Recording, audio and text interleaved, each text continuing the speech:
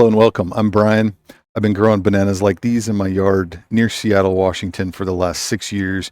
And I'm going to share with you today everything that I've learned, everything that I know that helps me get these things to over 16 feet tall every summer. I'm going to teach you about watering, what I do to fertilize, how I trim them, how I transplant them, how to propagate them, everything you need to know to understand how to enjoy these plants, even in cold environments. Now, this variety behind me is Musa Basjoo. It's also commonly referred to as a cold hardy banana or a Japanese fiber banana. It's got other names as well, but those are the most common. These are the types of bananas that you can grow in cold weather. They are ornamental for the most part. You can eat parts of this plant, but they're not very tasty. You can eat the bananas as well. We'll get into that a little bit later. They're not tasty. So really what you're going to get from these is the ornamental look of bananas in a cold weather environment. And you're able to grow these in areas where there's just not another type of banana that's going to survive in that climate outside. Let's first cover just a little bit about the anatomy of a banana plant. Banana plants are actually plants. They get referred to as trees quite often, but they're not actually a tree. They're classified as an herb. They do not have a woody trunk or any kind of bark. The pseudostem, as it's called, is actually fairly soft. It's made out of the same material as the leaves of the banana plant. Now, the plant itself grows from the center. New leaves are pushed through that pseudostem where they come out of the center at the top and eventually unfurl and create a new leaf and push the circumference of the pseudostem out just a little bit. As the banana continues to grow, it continues to push new leaves out, getting a little bit thicker each time and getting a little bit taller each time. Eventually, you're going to have what's referred to as the banana flower pod that will come out of the top. This is what houses the bananas, as well as flowers, both male and female flowers that are used to pollinate the bananas. Understanding what's below ground is also important. So right underneath the base of the pseudostem, you have what's called the corm. The corm is a solid mass that is similar in consistency to jicama. If you're not sure what jicama is, think of it kind of like a spongy potato. So that corm is really the energy and the growing center of the banana plant. Beneath the corm, you have the roots that act like any typical plant roots, pulling nutrients from the soil into the corm, which then transfers it out into the plant. Now, the size of the corm is going to vary a little bit based on the plant and how long it's lived in its spot that it's in, but you can assume that generally the corm is going to be about as wide as the width of the pseudostem and will go down just as deep. Musa Basjoos will grow in USDA hardiness zones 5 to 11, really a wide variety of zones, including some very cold climates that these plants can thrive in. Now, the colder the zone that you're in, the colder that your winters get, the more you might have to do in order to keep these plants alive over the winter. While your grow zone is one indicator of whether or not these plants can survive in your area, what really matters with these is, does the corm or the roots freeze over the winter? As long as you can prevent that from happening, these plants will survive, and they grow really fast. So even if they die back to the ground and only the corm survives, once they're established, these plants will grow. I've gotten them to grow this tall in a single season, 16 feet from the ground to early August, even late July sometimes, depending on the warmth of the summer. You can get them to grow 16 feet in just a couple of months. So let's talk about the work involved in winterizing Musa Basjoos. There are different techniques that you can use to do winterization of these plants, depending on where you live, what's available to you, how cold your winters are, and just generally how much work do you want to do in order to maximize the size of these. Now, when temperatures drop below 32 degrees, the plants are going to start taking damage. There's not a lot that you can reasonably do to protect the leaves. So assume that your leaves are going to die once it hits freezing. And you're really talking about protecting the pseudostem and the corm and the roots from freezing over the winter. Now, where I'm at in zone 8A, my winters are typically not super cold. I don't have many days below freezing, and I don't see really hard freezes in the zone that I'm in. So the method that I typically use is I wrap the bananas using bubble wrap. That's it. Once that first freeze hits, I go ahead and cut off all the leaves. I pick a few of the larger pseudostems that I want to keep around. I wrap those using bubble wrap, and all of the extra banana material, the leaves and whatnot that I've cut off in that process, I throw on the ground to give the corm and the roots a little bit of extra insulation to get through the winter. Another common technique to winterize these bananas is to use what's called the cage method. This involves cutting the stems down to somewhere between 2 to 3 feet, a little bit less than a meter, and building a cage out of some type of chicken wire or any type of wiring. I've done this before just to try it with an outside dog fence that was made out of metal. You simply build your cage around the cut stems and then put your material into that cage to give the stems and the roots additional insulation. This can be leaves from around your yard. This can be leaves from the plants themselves. I've seen similar methods also done with hay bales where you don't necessarily need to build a cage. You can position hay bales and then fill the rest of the space with leaves. So any good plant material that's going to provide insulation can be used in the cage method to protect these bananas. It's also common to wrap with some type of tarp over the top of your cage or your hay bales to provide a little bit extra insulation and to keep your leaves from blowing away. Now, the maximum size you're going to get out of these bananas is going to be dependent on your environment, your weather, and how warm it gets in the summer, how long your summer is, and whether or not you put these in shade or part sun or full sun. At my house, again, zone 8A, with winter temperatures that sometimes touch 15 degrees Fahrenheit or about -10°C. And I have a fairly regular growing season. July and August are typically in the 80s, sometimes up into the 90s Fahrenheit. So very high 20s, low 30s C. I'm able to get these bananas to 16 to 18 feet tall. That is with very good regular fertilizing as well as daily watering. One question I've gotten asked quite a bit is, when do they start growing? When do they stop growing? I've seen from just anecdotal evidence, kind of paying attention to what's generally going on with the weather, my bananas are growing if it's above 50 degrees Fahrenheit or about 10 degrees Celsius.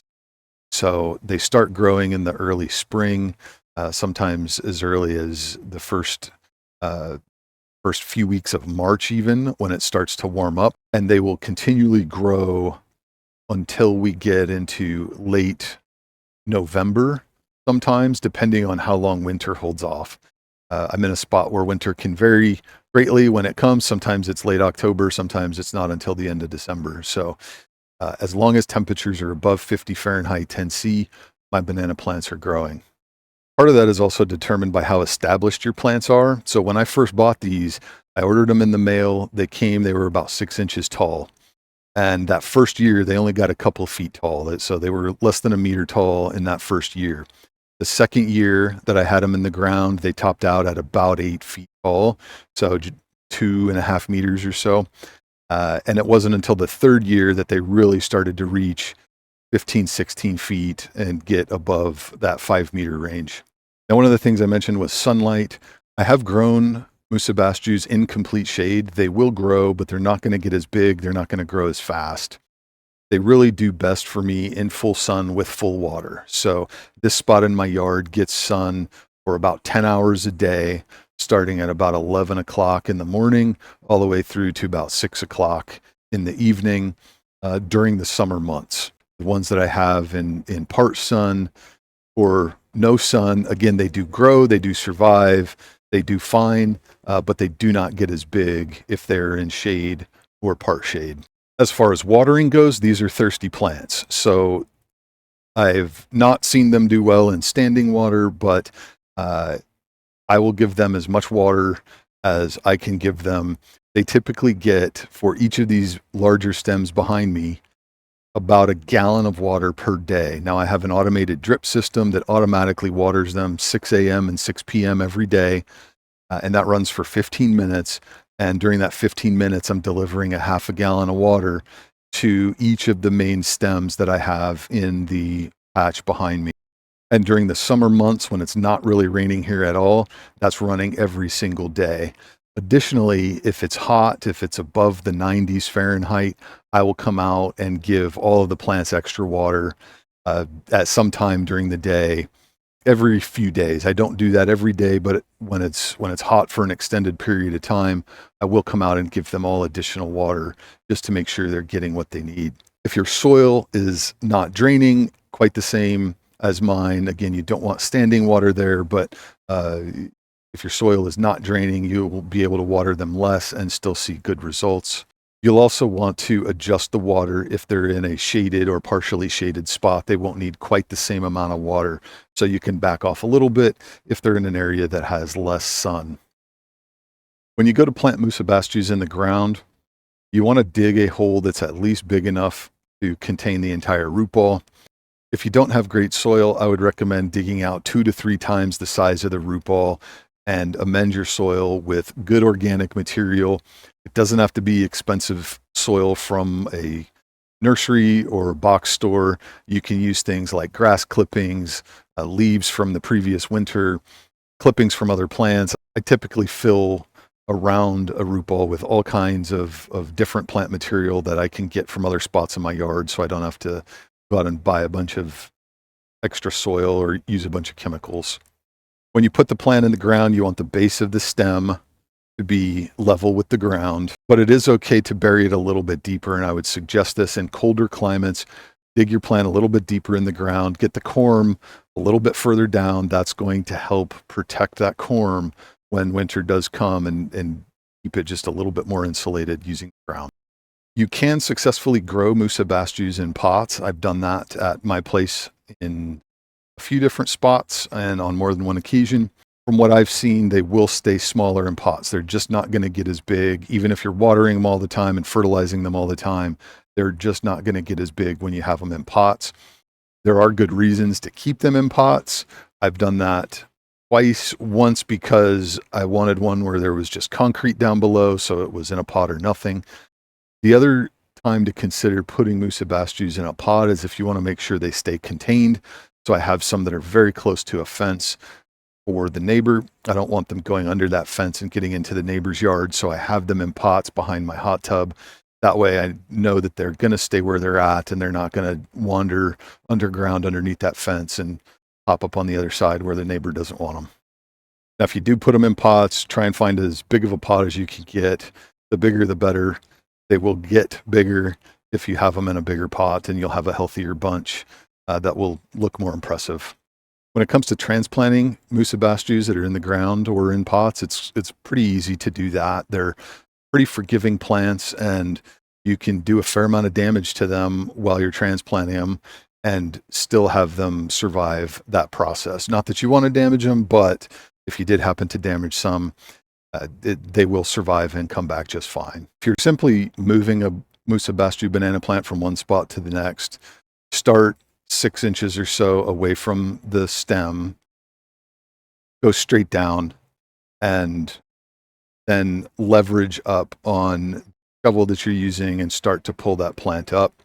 Understand that under that ground, that corm potentially is spreading, and so it's going to have some pretty thick parts that might be moving in different directions. So you might need to use a fair amount of force in order to get the plant out of the ground. But about 6 inches away from the stem, continue to dig around the base of that plant, and eventually you'll be able to pop that out. You should have a good amount of roots left around the base of the stem, around the corm, and you want to preserve as much of the corm as possible. Once you've put that plant in its new home, be sure to give it lots of water for the few weeks after you've moved it, and I would continue to water it very regularly until I saw new growth coming off of it, which usually can take anywhere from a few days to a few weeks. I have moved certain Musa Basjoos where you couldn't even tell that I transplanted them. It was immediately growing from its new spot, in which case I didn't give it extra water for very long. Other times it's taken 2 or 3 weeks for the plant to really get established and recover and start to push out new growth. So give it extra water during that time until you start seeing growth coming from that plant. Another thing you might see, especially when the plant is larger, when you transplant these, is that the large main stem might not survive. I've moved these before where they've been 6 or 7 feet tall. Once I put them in the new spot, that main stem has fallen over and died. But because the corm is still alive, because the corm has energy, it's able to push out new plants. And so I still am able to get good new Musa Basjoo plants from that existing corm. It just takes a little bit longer, but if you transplant one of these and you see the stem fall over, don't freak out. It's not necessarily dead. Give the corm time to work, and it will most likely push out new plants for you. Let's talk a little bit more about rate of growth of these plants. The rate of growth is going to be determined by temperatures, the amount of sun, the amount of water, the amount of nutrients, and how well established the plants are. Plants that are well established are going to grow faster than plants that are brand new. As I mentioned earlier, when I first got these, they were about 6 inches tall. They grew a couple of feet that first year. They doubled in size the year after that, roughly. They doubled in size roughly the year after that to where they have gotten to where they are now. Now, on a day-to-day basis, in the summer, these plants can grow several inches in a day. On more than one occasion, I've come through and done some trimming where I've had to cut a plant down for some reason or another, and I've walked by hours later and seen an inch of growth. I've seen as much as 4 inches of growth in a 12-hour period, and up to 6 inches of growth in a 24-hour period. So in ideal conditions, once established, these plants grow very quickly. The one that has fruited here is one that I wrapped last winter, but it was that size by the end of April this year. So we had a pretty warm April, and because it was wrapped, it started at about 7 to 8 feet tall, but it was that size at the end of April, coming out of a winter that had 2 weeks of no temperatures above freezing. So we had a week in February and a week in March this last winter where the daytime highs were not above freezing. Still coming out of that, this plant was about 14 feet tall by the end of April. So they can grow very quickly once they're established. They can get to very large size once you have them established and are giving them what they need to grow. New plants that come out of existing established plants can also grow very quickly. I've had plants that did not exist at the start of the spring shoot to 14 feet or higher in a single season, just because they're feeding off of that larger corm that's able to push a lot of energy and grow those very quickly. So even brand new plants, if your patch is established, can grow 14 feet or more in just a couple of months period and get to some really impressive sizes. Now, when I talk about these things, daily water, fertilizing, sun, these are, I would classify them as optional. You don't have to try and push your banana plants to the max size. You can enjoy them if they're 8 feet tall or 10 feet tall or 12 feet tall. It doesn't really matter if you're not overly concerned with getting them to the max size. Obviously, the bigger you get them, the more impressive they are to visitors, friends, family, whoever you have in your backyard. But you can still enjoy smaller plants just the same. They'll give you that tropical vibe. So don't fret if you don't have the same watering schedule that I do, or don't want to buy fertilizer, or don't have the perfect sun condition to put them in. You're still going to get great plants that will be happy and healthy and provide that tropical flair to your yard.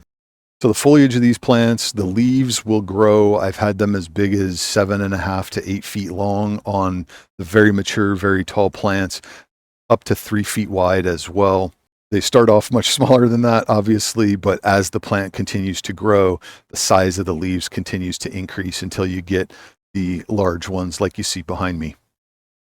Now, eventually, you can get these to flower. I saw my first flower after 3 years of growing them. The flower will come out of the center of the plant in what's referred to as the flower pod, or the heart of the banana. It looks kind of heart-shaped as it comes out. This flower pod has petals around the outside that will roll off one by one as each petal rolls off and falls off the plant. It will, at the start, expose what's referred to as a hand of bananas. That's the group in a row of bananas. Fun fact, bananas are the ovaries of the banana plant, and you will find attached to the bottom of each of the bananas a female flower.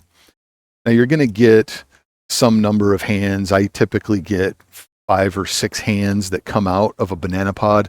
And then after that, what you're going to see as each new petal comes off, you're going to have a row of male flowers. So you'll end up with several subsequent layers of male flowers after the bananas and female flowers have come out. Now there's a way that you can tell that your banana plant is about to flower. You will see before the flower pod what is referred to as a flag leaf.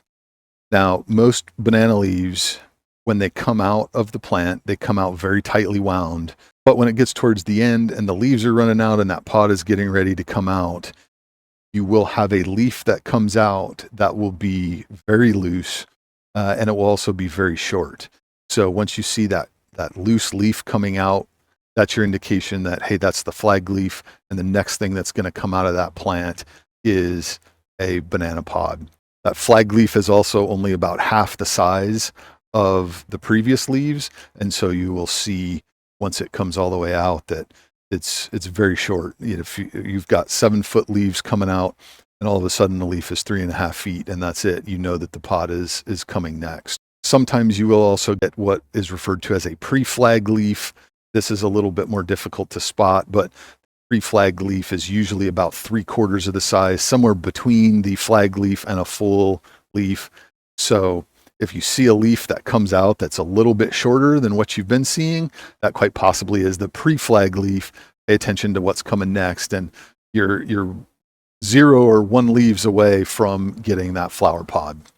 As far as the bananas themselves, they are edible. This is a question that people argue about all the time, which I find a little bit funny, but it's just people not using the same definitions for the words.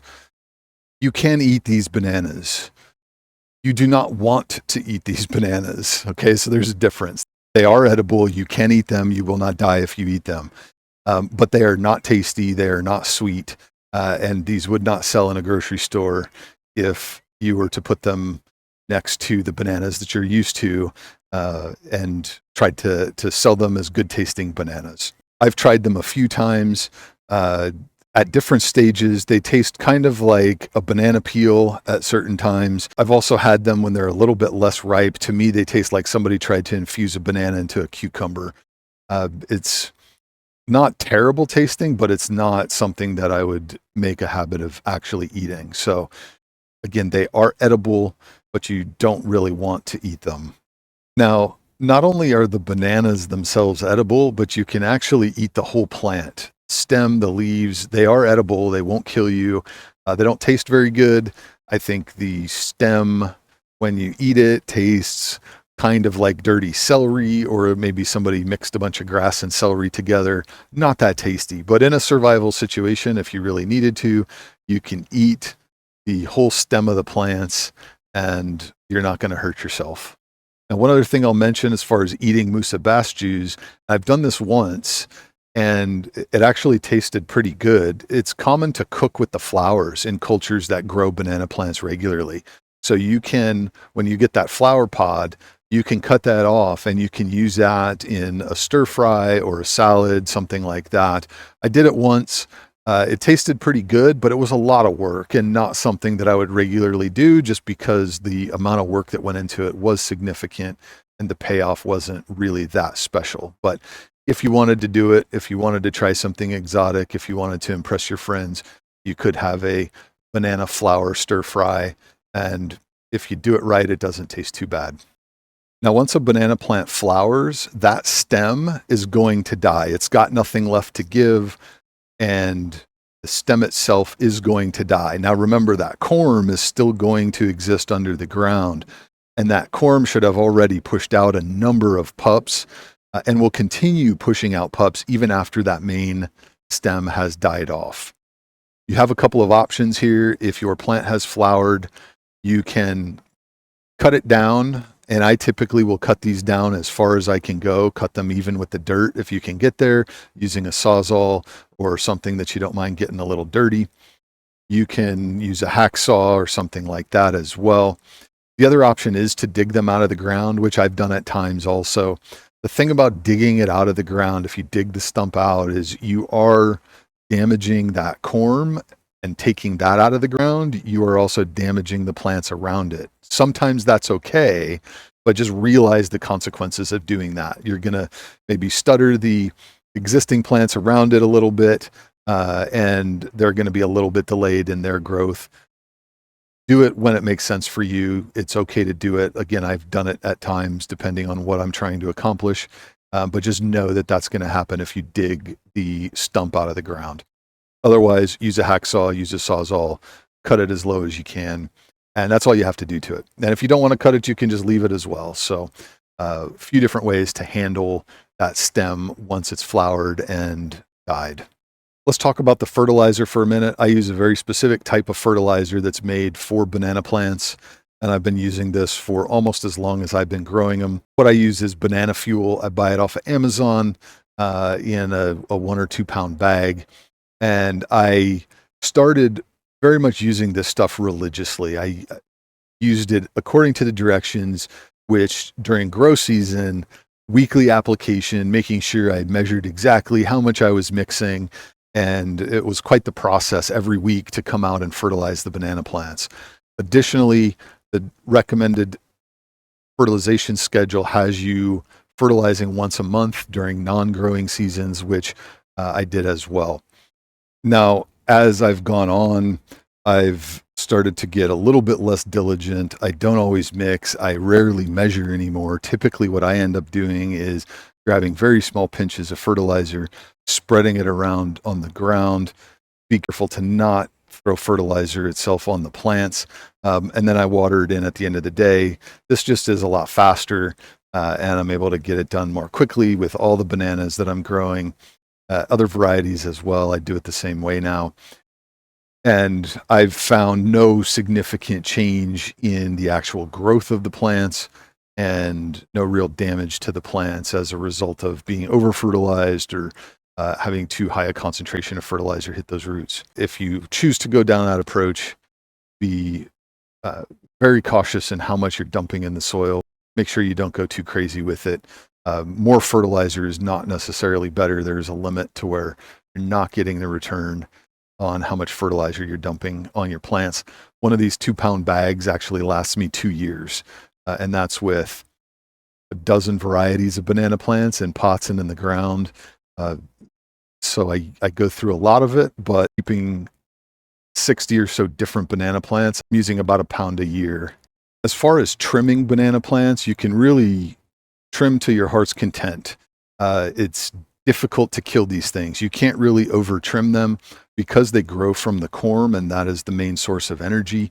You can actually cut these down to the ground and they will continue to grow back. So you're not going to damage the plant by over trimming it.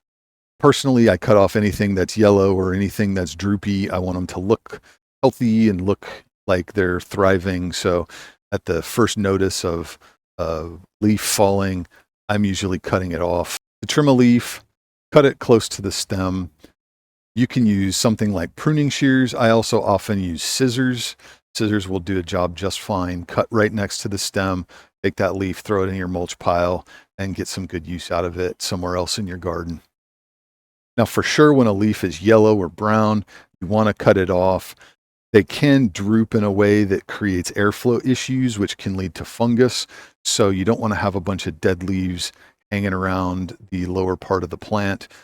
Now, when plants come out of their winter slumber, you will have brown and dying shells on the outside from previous leaves that were part of that pseudostem.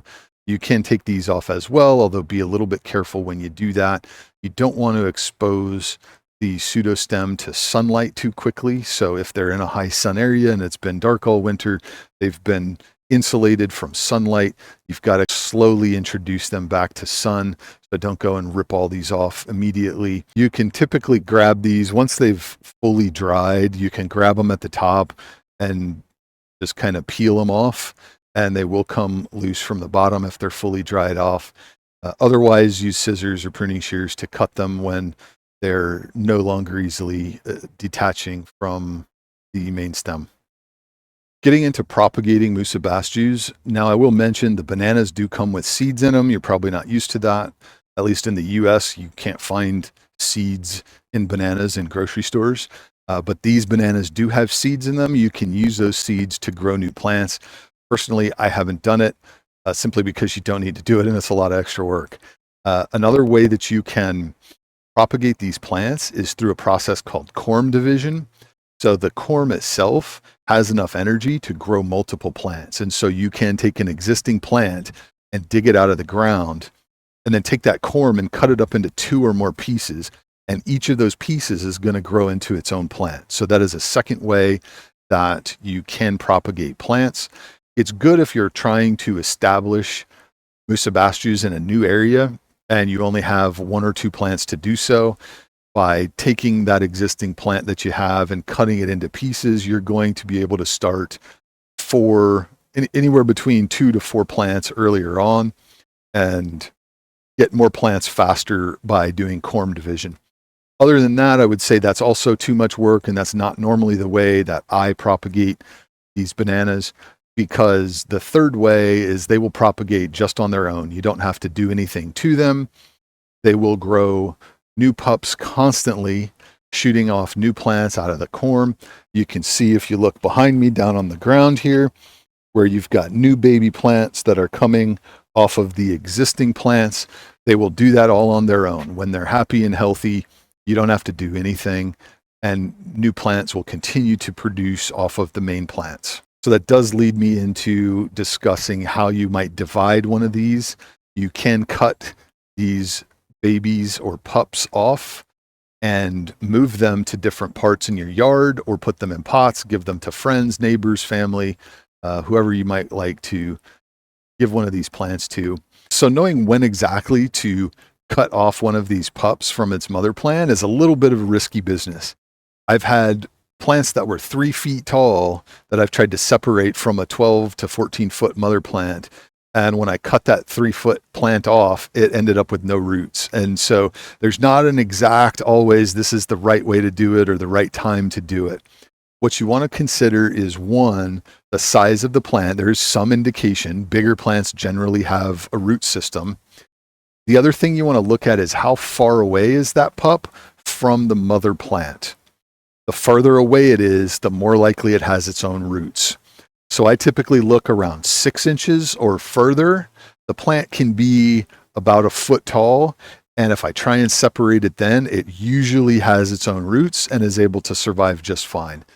If the pup is within 6 inches of that main plant, I want to see it be closer to 3 feet tall, closer to 1 meter before I try and separate that, because I've separated a lot of them that close to the mother plant and they just come out with no roots. So from a timing perspective, that's what you want to look at. How far away is it from the mother plant and how tall is it?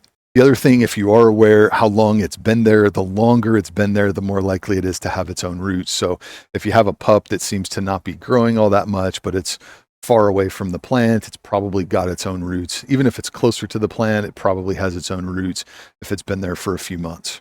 In order to divide the pup, you're going to want to take a shovel that has some amount of sharpness to it that's going to cut down. Remember, you're going to be cutting through corm in order to separate this pup from the mother plant.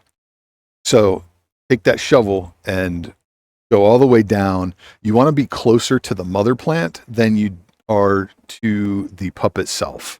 That's going to give you a better chance of making sure you get some roots associated with that pup. So get that shovel close to the mother plant, drive it straight down, and start to separate that corm, and then use the shovel to leverage the pup away from the mother plant and create some separation there. Once you have that pup separated, all you need is 1 root. If it has 1 root, you're going to be okay. Give it lots of water until it establishes and starts to push out new growth. Then you can proceed to water it on a regular schedule as a normal plant. Now, there's a wives' tale out there about separating plants and doing it for the sake of providing extra energy for the mother plant, trying to grow the mother plant bigger. People believe that the pups will suck energy away from that mother plant, causing the mother plant to get smaller. Now, I am not a botanist. Maybe there's a botanist that knows this for sure, but I'm not convinced that that's actually true. And here's the thinking. Logically, I can understand why somebody would think that. But if you have a mother plant that is spending 20 or 30% of its energy on creating pups and you cut them off, I'm not convinced that that energy is going to then go back into the mother plant. Logically, to me, what's more likely is that that plant will continue to try and grow new pups, so it will just start new ones. And it's quite possible that the plant tries even harder if it's losing its pups. Maybe it's allocating 20% of its energy to growing pups and they keep getting cut off. And so the plant says, well, I need to put more energy into growing pups.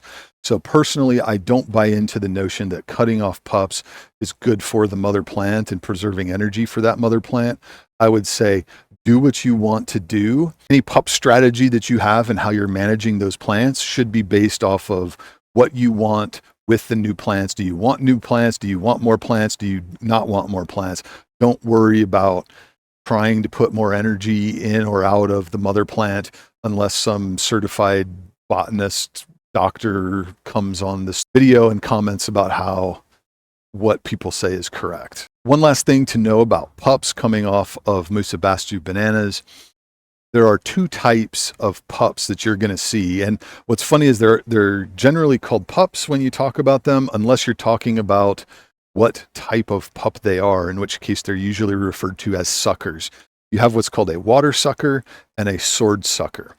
They're pretty easy to tell apart once you know what to look for. The sword suckers are usually thinner with very thin leaves, and the water suckers are fat-leafed and usually lower to the ground. The sword suckers are the more desirable type of sucker. These are better, healthier babies that are going to grow taller, faster, and they're going to just generally be healthier plants. That's not to say that water suckers are worthless. Water suckers will eventually, most of the time, grow into healthy banana plants. And just because you have a water sucker doesn't mean that all future bananas from that plant are going to be water suckers. You can get sword suckers that grow from a plant that was a water sucker. But the sword suckers are going to do better. They're going to grow faster. And so that's just something to keep in mind as you are propagating these. Have the right expectations between sword and water suckers. Know that the water suckers are going to be slower to grow. I've had some of them that pop out and they don't change in size all summer long. They're a foot tall and that's all they ever get to until the following year, in which case they grow more normally. So no need to cut them off and throw them away unless you really just don't want any more banana plants ever. They will eventually start growing and produce good, healthy plants and potentially even sword suckers in the future. And there's nothing that I've found or seen doing research that will give you one or the other. I'm sure it's not random. There's some science behind it somewhere, but it's not something that we understand. And so there's nothing you can do to try and guarantee a sword sucker or make sure that you only get sword suckers. You're going to get what you get and you just deal with that. So a few other facts about these bananas. They are known as the cold hardy banana. They're the most cold tolerant banana in the world that's currently known. And they're grown all over the world for their ornamental looks and for their utility. Now, they're not grown primarily as a food source anywhere. Again, they're not tasty bananas, but in Japan, they actually grow these and use the material similar to how other countries use hemp. You can take the fiber that's contained in these bananas, you can turn it into cloth, you can turn it into paper. It's actually done in Southeast Asia. For that reason, they are often referred to as a Japanese fiber banana. Now, because of their use in Japan, for a long time, people believed that these bananas originated in Japan. There's been some evidence to show that they actually originated in China, but that's something that if you go and look at where did these bananas actually come from, you will still find some sources will tell you Japan. Some sources will tell you China. So just understand that those two pieces of information are out there. It seems likely that the China answer is correct, but ultimately it doesn't help you grow these or not, but just know that information is out there if you look for it. Now, I'm sure I forgot something that I needed to cover with these bananas. Somebody will call out in the second question or comment that, hey, you forgot this, or what about that? So I'm sure I'll have to make a follow-up video and answer some question that I forgot to answer, but that, as far as I know at this point in time, is everything that I've learned growing these bananas. Wanted to share that with you. I appreciate you taking the time to watch. If you do have any questions about anything I covered, or you're curious, maybe there's a question you have about something that I didn't cover, feel free to leave it in the comments below. I'll be sure to get back to you. Continue learning about Musa Basjoos watching this playlist, which goes deeper into the topics that I covered in this video.